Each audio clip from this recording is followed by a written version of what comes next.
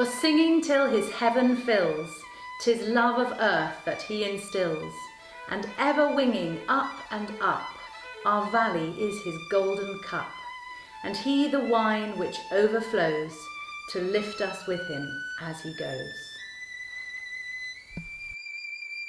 So Vaughan Williams was inspired to write the Lark Ascending as a result of a poem by George Meredith. And of course this piece has now become a hugely popular, much loved core part of the violin repertoire. You often hear it played on Classic FM, and of course now the piece itself is more famous than the poem which inspired it.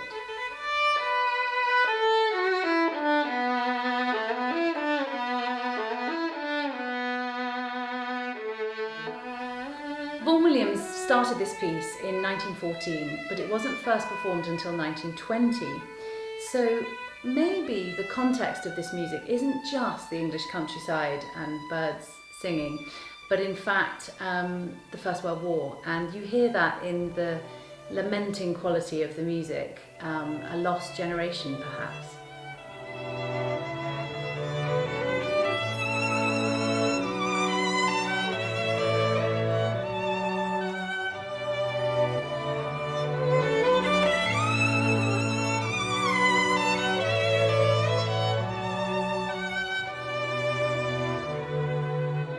So the Lark Ascending is a very special and original composition. The violinist gets to play this beautiful cadenza at both the opening and the end of the piece, where one can be totally free, and I think it has to sound improvisatory. And of course the violin represents the lark climbing up into the stratosphere in hopefully a very beautiful way. And it's terribly exposed, so it's quite a lonely piece to perform. There's nowhere to hide at all. But I think that's part of what makes it so special and unique.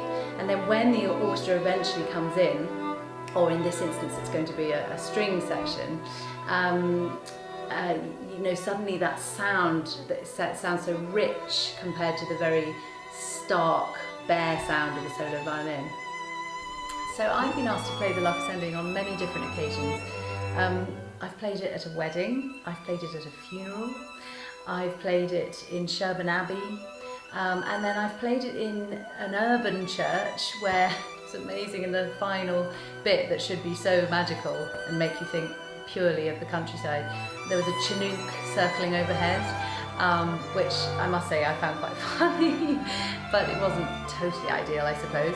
And then I've played it in beautiful rural churches, for example in the Cotswolds in Chipping Campden, where you literally do hear birdsong outside as the piece is going on, which of course is very special and how it should be, better than a Chinook.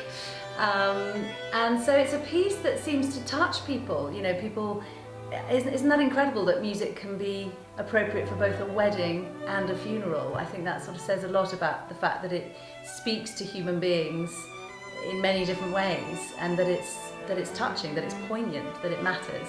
So when I was about to play the Lark Ascending in Chipping Campden, a lovely man came up and he said, "I'm afraid I simply don't like this piece, and if I had a shotgun I would try and shoot the damn thing," meaning the lark of course.